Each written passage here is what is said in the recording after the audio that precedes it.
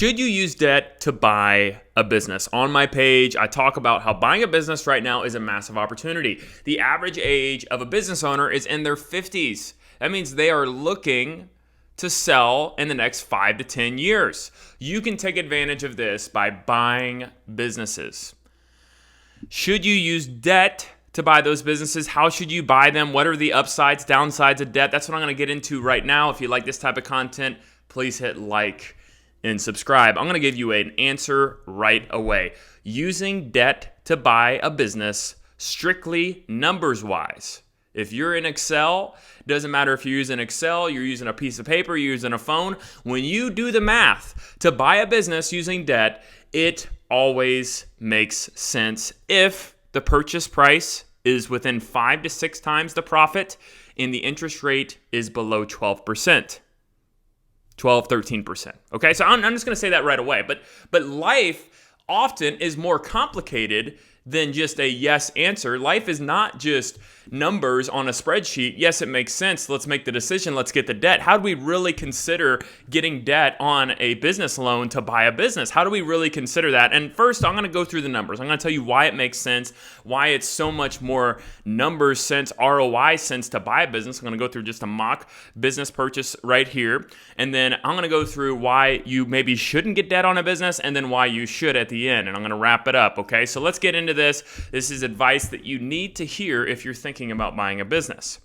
So let's say we have a prospective business that we're going to buy, and the revenue of that business is $500,000. The profit of that business is $200,000 in profit. If you're saying, hey, Nate, what business should I buy? I have another video for that. Go check out my page. I'm not talking about that today. I'm talking about purely using debt buying a business. So your profit is $200,000, okay?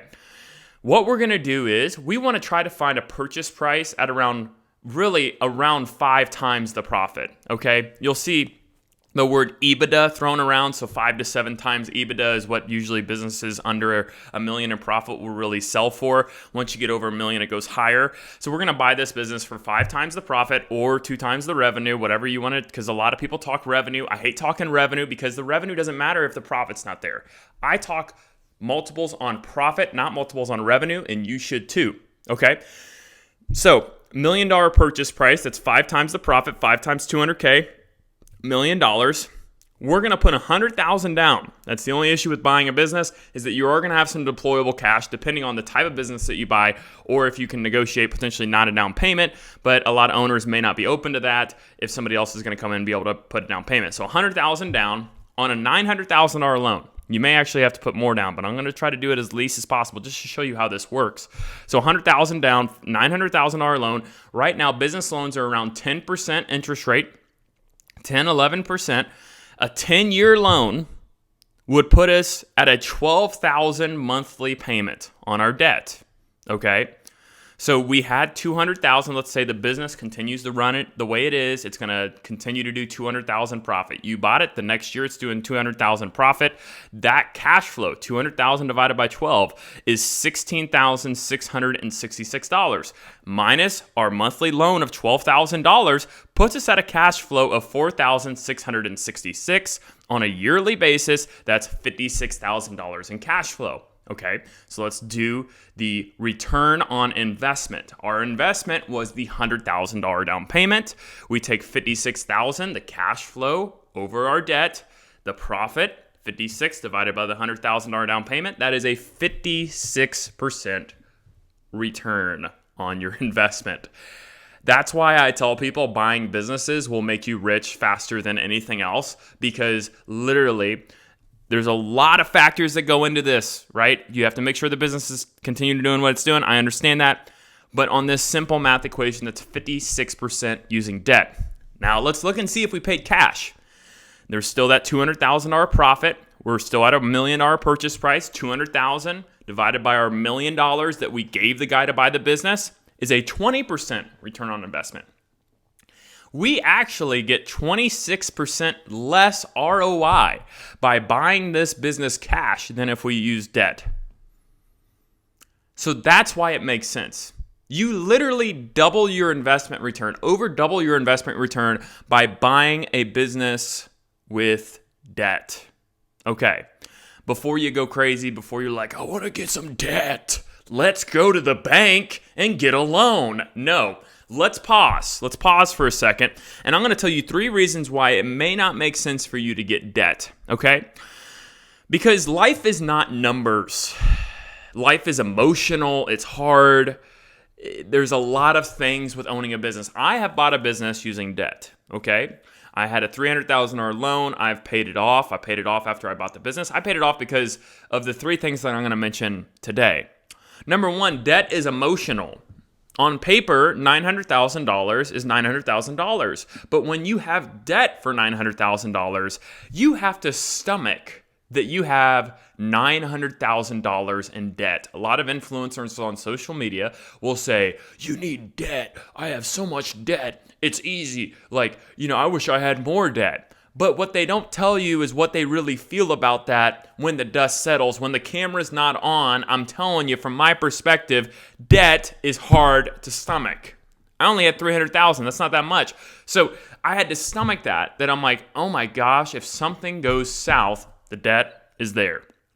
Debt is scary. Number 2, debt is scary because if we don't pay the debt, we go bankrupt. If we don't pay the debt, it follows us for 7 to 10 years. If we don't pay the debt, we may lose our house. If we don't pay the debt, we may lose everything that we've built for our family. Debt is scary.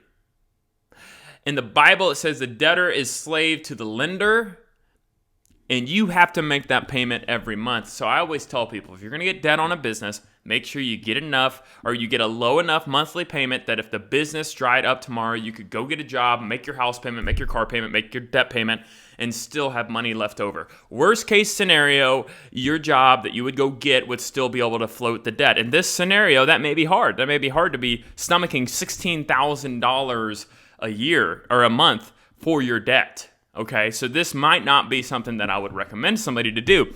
Debt can be hard to get. That's number 3. It's not as simple as you going to the bank. When I got my business loan, when I bought a business, it was such a long process. They wanted everything. It was a whole month process of sending this, pro formas, conversations, interviews. They wanted to know every single thing about me before they gave me the money. It is not as simple as, hey, I want debt, let's go. Okay, so it takes a while. So those are the negatives. Let's put that aside, continue to think about those, but let me give you the positives. Number 1, you can scale twice as fast. Like I said, a 56% return is double a 20% return. You can scale so much faster with debt that if you have a good business idea, you have a good business sense, and you're buying a good business, you will be able to scale that business faster if it requires capital, or if you go buy additional businesses by using debt. You're going to be able to scale faster. Number 2, you're using somebody else's money for your return on investment.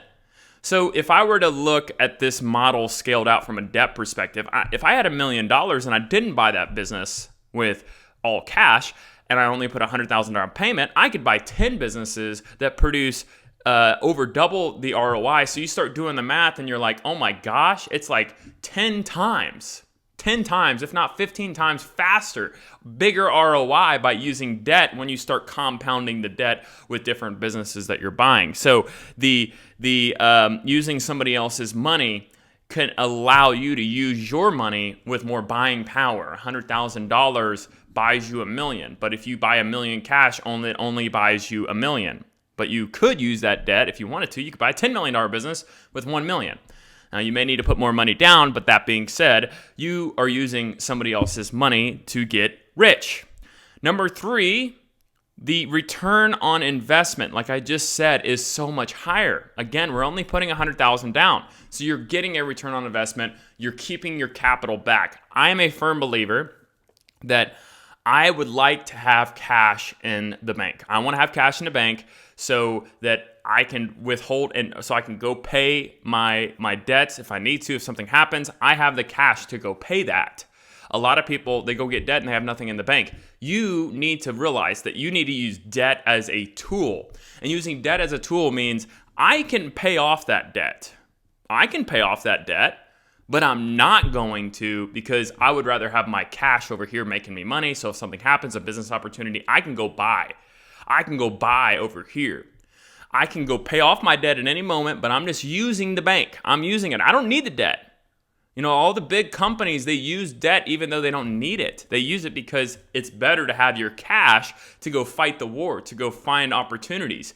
So what I'm trying to tell you is a lot of people don't look at debt the right way, and a lot of people don't understand what I just said. You should only get debt to use the bank. You shouldn't get debt when you have $10,000 in the bank after you put a $60,000 down payment, and then you're literally one little shake away from going bankruptcy. If you put $100,000 down on a $500,000 loan, you should have $200,000 to $300,000 in the bank waiting that at any moment you could pay off that debt over 2 years, and you have 2 years to kind of figure out your next business opportunity. It's about making your runway longer so when the bumpy road comes, you can withstand it. The biggest thing that puts people out of business when it comes to debt is not being able to make those payments and not having money in reserves, not having money put back. Being smart with debt. Now, I don't believe what Dave Ramsey says that you should avoid debt at all costs. I don't believe that. I've used debt, okay? I don't believe you should avoid it at all costs. I think you should use it as a tool in your toolbox that you could pay it for it cash anyways. It doesn't matter. The debt is just there so you can keep your cash and deploy it elsewhere if it needs to be deployed on another opportunity. Okay, so that's what today's video is about, is that a lot of these conversations are not as straightforward as they're perceived. That a 20-second reel on Instagram or YouTube does not portray getting into the depths of this. And if you would like to have a conversation with me about a specific business or buying a business, how does that work for you? What should you buy? What type of business works for you? What's a good business idea for me? I would be happy to have a phone call with you. If you go to my channel link on my YouTube page, on my channel page, you can book a call with me for a small fee, and we can have a conversation one-on-one and get to know your specific situation to help you out. So if you like today's video, I'd ask that you please like and subscribe.